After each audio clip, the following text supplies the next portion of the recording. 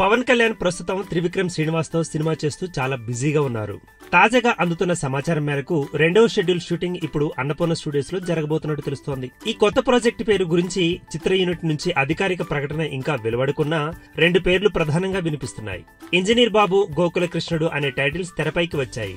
ఈ చిత్రం ప్రొడక్షన్ పూర్తి కాకముందే ప్రీ రిలీజ్ బిజినెస్ మొదలైందని టాక్ వినిపిస్తోంది.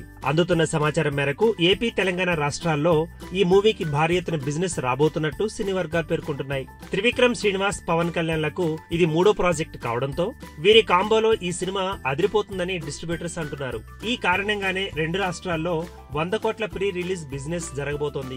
ఏరియాల వారీగా చూస్తే నైజాంలో ఈ సినిమాకు 32 కోట్లు ధర పలుకుతోంది.